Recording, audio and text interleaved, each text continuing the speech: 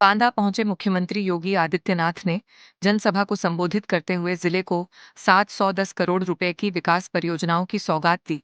उन्होंने कहा कि महर्षि वामदेव की पावन धरती पर विकास कार्यों का लोकार्पण और शिलान्यास करना उनके लिए सौभाग्य की बात है। मुख्यमंत्री ने कहा कि एक समय बुंदेलखंड पलायन, पानी की कमी, डकैतों और माफियाओं के लिए जाना जाता था, लेकिन आज क्षेत्र माफिया मुक्त होकर तेजी से विकास की राह पर आगे बढ़ रहा है। उन्होंने इसका श्रेय केंद्र और प्रदेश की डबल इंजन सरकार को देते हुए कहा कि वर्ष 2017 के बाद बिना भेदभाव के गरीबों को सरकारी योजनाओं का लाभ मिला है। योगी आदित्यनाथ ने कहा कि उनकी सरकार बेटियों और व्यापारियों की सुरक्षा के लिए पूरी तरह प्रतिबद्ध है। अपराधियों को सख्त चेतावनी दी जाती है और कानून से खिलवाड़ करने वालों के खिलाफ कड़ी कार्रवाई की जाती है। मुख्यमंत्री ने अवंतीबाई लोधी की प्रतिमा के लोकार्पण का भी उल्लेख किया और कहा कि आज प्रदेश में भारत की सांस्कृतिक विरासत, मंदिरों और धार्मिक स्थलों के संरक्षण एवं विकास का कार्य तेजी से किया जा रहा है। उन्होंने विपक्ष पर निशाना साधते हुए आरोप लगाया कि कुछ दल सनातन परंपरा और देश की विरासत का सम्मान नहीं करते। अपने संबोधन में मुख्यमंत्री ने कहा कि बुंदेलखंड एक्सप्रेसवे, डिफेंस कॉरिडोर और अन्य विकास परियोजनाओं ने क्षेत्र को नई पहचान दी है। उन्होंने दावा किया कि प्रदेश में माफियाओं से हजारों एकड़ सरकारी जमीन मुक्त कराई गई है और अब बुंदेलखंड के युवाओं को रोजगार के लिए पलायन नहीं करना पड़ेगा। उन्होंने विश्वास जताया कि आने वाले समय में देश दुनिया के लोग बुंदेलखंड में रोजगार के अवसर तलाशने आएंगे। मुख्यमंत्री ने जनता से विकास के पक्ष में जनप्रतिनिधियों को चुनने की अपील करते हुए कहा कि सभी का लक्ष्य बुंदेलखंड को विकास, समृद्धि और खुशहाली के साथ धरती का स्वर्ग बनाना होना चाहिए। ब्यूरो रिपोर्ट, समाचार तंत्र टीवी, बांदा। कुछ लोग हैं जो विरासत को अपमानित करते हैं। कुछ लोगों ने हिंदू परंपरा और सनातन को अपमानित करना, सनातन परंपरा को कोसना ही अपना जीवन का एकमात्र ध्येय बनाया है। वे लोग भारत को वैभवशाली और विकसित भारत के रूप में देखना पसंद नहीं करते। उन्हें अयोध्या में भगवान राम का भव्य मंदिर अच्छा नहीं लगता।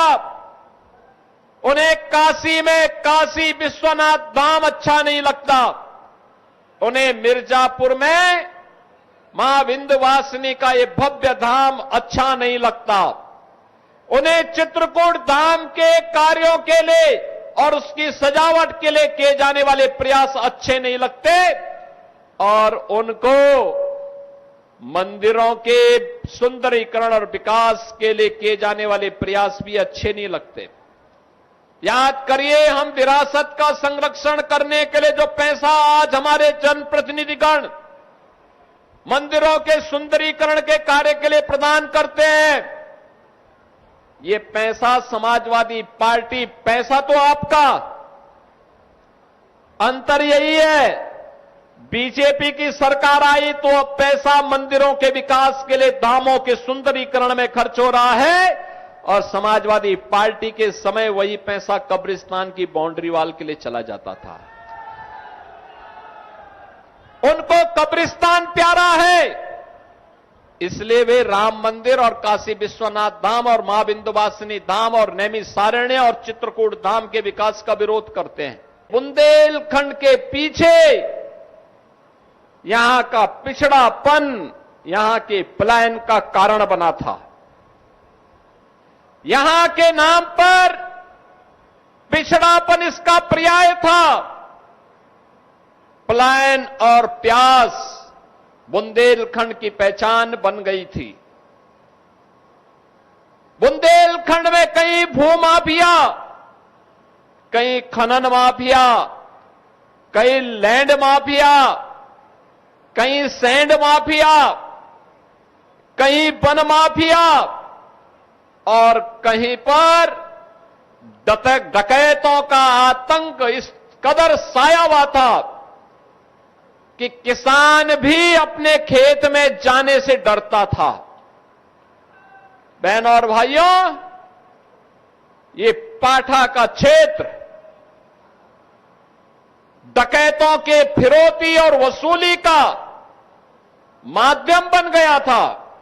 न कनेक्टिविटी थी, न पेयजल की सुविधा थी, न सिंचाई की सुविधाएं हो पाई थी, न नौकरी थी, न रोजगार था, न सुरक्षा की कोई बेहतर व्यवस्था थी। थाने में एफआईआर भी नहीं होती थी। नौजवान प्लान कर रहा था, अन्नदाता किसान आत्महत्या कर रहा था, व्यापारी भय के साए में जी रहा था, बेटी असुरक्षित थी और वह बुंदेलखंड अपने अस्तित्व के लिए जूझ रहा था। बहनों और भाइयों, प्रधानमंत्री मोदी जी के देश के बागडोर संभालने के बाद आशा की किरण जगी और जब प्रधानमंत्री मोदी जी के आह्वान पर बुंदेलखंड वासियों ने, प्रदेश वासियों ने 2017 में उत्तर प्रदेश में डबल इंजन की सरकार बनाई, आज मुझे आकर के अच्छा लगता है। अब बुंदेलखंड बेहतरीन कनेक्टिविटी से जुड़ा हुआ है।